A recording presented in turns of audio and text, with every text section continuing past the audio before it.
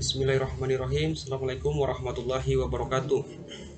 Sebelumnya perkenalkan, nama saya Gibran dengan NIM 18650023. Di sini saya akan mereview kembali materi tentang manajemen proyek, yaitu fase desain. Mungkin langsung saja ada pendahuluan. Aktivitas utama dalam fase desain adalah membuat top dan medium level dari desain sistem dan mendokumentasikannya dalam spesifikasi desain. Aktivitas kedua dimulai dengan melakukan rencana tes penerimaan. ATP adalah sebuah dokumen tes yang akan digunakan untuk mendemonstrasikan seluruh fungsi sistem kepada user pada fase penerimaan. Terdapat dua langkah dalam mendesain sistem software, yaitu pertama, bagilah sistem menjadi beberapa komponen secara fungsional. Kedua, hubungkanlah komponen-komponen tersebut. Berikutnya yaitu adalah desain yang terstruktur, structured design. Tujuan utama dari desain yang terstruktur adalah memecah sistem menjadi bagian yang lebih kecil, teratur, dan mudah untuk dibangun. Masing-masing komponen utama atau kotak dalam TLD dipecah menjadi subbagian, dimulai dengan level teratas, kemudian turun ke level berikutnya, dan seterusnya. Dalam kasus ini dimulai dengan menu dan mendesainnya sebelum turun ke inquiry, update, dan report generation yang akan diikuti dengan tingkat selanjutnya jika ada. Desain bottom up design. Pada kasus tertentu, mungkin akan lebih mudah mendesain dengan menggunakan pendekatan dari level bawah atau rendah ke level atas. Hal ini sering ditemui pada kasus sistem pengontrolan proses di mana peralatan pengontrolan hardware pada level terbawah menentukan bagaimana sistem tersebut disatukan. Contoh, kita akan mendesain sebuah sistem pengujian mesin kendaraan. Kita harus mulai dengan menentukan hardware dasar atau komponen dasar yang terlibat. Sensor mesin. Sensor umumnya dipasang pada alat digital atau analog yang terpasang pada modul software pengendali. Alat yang unik. Software yang digunakan untuk mengontrol alat pengendali atau drivers kemudian didesain di atas pengendali-pengendali tersebut. Demikianlah sistem software didesain dari level bawah ke atas. Desain bottom up juga sangat cocok digunakan pada kasus di mana komponen software yang ada digabungkan dan disatukan dengan modul baru untuk membangun sebuah sistem. Terus ketiga, pertukaran desain tingkat atas, top level design trade-offs. Umumnya banyak desain tingkat atas yang dapat mencapai atau memperoleh hasil yang sama dalam sebuah sistem software. Contohnya, desain tingkat atas, top level. Pada gambar 71, hanya salah satu cara untuk memecahkan sistem ABC ke dalam komponen-komponen utama. Keputusan yang membangun sendiri atau membeli merupakan keputusan yang khusus. Ada keuntungan dan kerugian pada setiap kombinasi dari item yang dibangun maupun yang dibeli. Semakin banyak paket program yang Anda beli, semakin berkurang pemrograman yang harus Anda lakukan. Keputusan untuk membeli paket program lebih mudah dibandingkan harus membuat sendiri, akan tetapi lebih mahal dan umumnya kurang efisien dibandingkan dengan program tertulis biasa yang sama. Desain tingkat atas yang lain ada juga yang cocok. Salah satu masukan mungkin adalah menghilangkan inquiry, update, dan report generation dan menggunakan rutin file handler yang umum untuk melakukan semua kegiatan akses file. TLD akses tersebut seperti pada gambar 3. Di sini ada 5 program yang harus dibuat dan sedikit penurunan kinerja akan terlihat oleh karena pemanggilan yang sering pada file handler. Tetapi sistem akan menjadi lebih kecil. Setiap pilihan TLD memiliki untungan dan kerugian dan melibatkan pertukaran dan kompromi. Prioritas desain. Pilihan TLD Anda akan mempengaruhi hal-hal berikut ini. Pertama, biaya sistem. Terus kedua, waktu yang diperlukan untuk membangun sistem. Ketiga, sifat mudah dipakai. Keempat, kinerja. Kelima, ukuran sistem. Keenam, kehandalan. Ketujuh, kemampuan modifikasi. Item-item ini harus menjadi prioritas bersama dengan user pada waktu perencanaan sistem. Pada saat pendefinisian dan analisis, ini akan membuat pilihan TLD jauh lebih mudah. Kelima, desain tingkat menengah. Setelah TLD terpilih, kita harus membagi masing-masing fungsi atau komponen utama menjadi beberapa subfungsi atau komponen. Kita akan lihat bagaimana hal tersebut dilakukan untuk menggabungkan sistem perusahaan basket weaving. Diawali dengan memberi nomor setiap komponen utama pada TLD.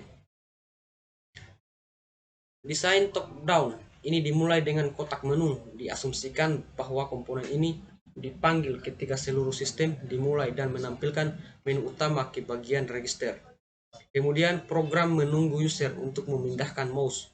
Fungsi utama komponen menu adalah: pertama, memulai sistem dan menampilkan main menu. Kedua, menangani permindahan mouse. Ketiga, menangani tombol pada mouse. Keempat, pindah ke menu inquiry, update, warehouse, atau report ketika dipilih. Kelima, menangani kesalahan-kesalahan seperti pada online help message untuk seluruh sistem. Keenam, mematikan sistem jika quit dipilih. Struktur diagram tingkat selanjutnya atau diagram rinci untuk komponen menu akan tampak seperti berikut. Level terendah dari suatu menu menggambarkan modul. Sebuah modul adalah bagian terkecil yang dapat dites dan dikompil. Aturan penamaan. Modul diberi nama untuk menunjukkan sistem, fungsi atau subfungsi yang diperlukan. Berikutnya aturan penomoran. Nomor pada setiap kotak disusun dengan aturan sebagai berikut.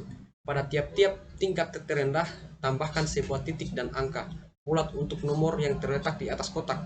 Angka bulat tersebut diurutkan dari kiri ke kanan. Kemudian ketujuh, modul terstruktur atau sejauh mana Anda dapat merincinya. Sebuah modul terstruktur memiliki ciri-ciri sebagai berikut. Pertama, berfungsi sepenuhnya sebagai fungsi tunggal. Misalnya dapat diterima, diedit, diformat ulang, dan dilewati parameter tunggal. Kedua, ukurannya kecil. Ukuran yang ditetapkan berkisar antara 50-100 baris yang dapat dieksekusi atau di paling banyak 2 halaman. Ketiga, dapat diprediksi. Semua ciri dapat terlihat dengan membaca kode program. Hal ini tidak dipengaruhi oleh kode tersembunyi dalam modul lain atau dalam sistem operasi. Keempat, tidak tergantung. Perubahan dalam modul atau parameter tidak mempengaruhi sistem. Kelima, meskipun hal ini tidak didefinisikan secara jelas dalam modul terstruktur, lihatlah kegunaannya kembali. Suatu modul yang cukup lengkap dan umum mengakibatkan Anda dapat menggunakannya pada aplikasi lain dengan memodifikasi sedikit mungkin. Kedelapan, desain file. Dapatkan kinerja yang sesungguhnya. Anda mulai mendesain file dengan melihat hasil dari fase analisis, kebutuhan dan desain level atas yang sejauh ini dihasilkan. Hasilnya akan tampak seperti item-item kotak pada gambar 76. Sebagai contoh, persyaratan pendaftaran seorang siswa pada kursus tertentu akan menghasilkan penambahan dalam daftar file di samping masing-masing kotak pada mengoptimalkan sejumlah variabel item-item. Dalam student file tersebut, 2 file informasi CRS no dan PYMNT yang diulang untuk masing-masing kursus dari siswa yang mendaftar. Dengan cara yang sama akan diulang file-file dalam file schedule dan course. Hal ini dapat diatasi dengan membuat program yang menggunakan file yang mempunyai ukuran yang berubah-ubah. Panjang dari sebuah record berubah sesuai dengan penambahan maupun penghapusan sebuah item. Metode ini dapat menghemat ruang penyimpanan. Dalam hal lain, jika jumlah maksimum dari suatu variabel diketahui, maka dapat digunakan record yang memiliki panjang yang tetap. Sebagai contoh, jika suatu bidang kursus tidak akan pernah diambil oleh lebih dari 30 siswa, maka jumlah record di file schedule disediakan untuk 30 siswa. Metode ini menggunakan ruang penyimpanan yang lebih besar dari metode pertama. Namun, metode ini membutuhkan waktu proses yang lebih singkat. Selain itu, record dengan ukuran tetap lebih mudah untuk didesain, dimengerti, dan memiliki panjang yang berubah-ubah karena harga media penyimpanan yang semakin murah saat ini. Maka disarankan untuk menggunakan record yang memiliki ukuran tetap jika memungkinkan. Sebuah masalah dapat muncul jika batasan tidak dapat ditentukan. Sebagai contoh, mengapa jumlah siswa di setiap bidang kursus tidak dapat dibatasi dengan jumlah yang sama?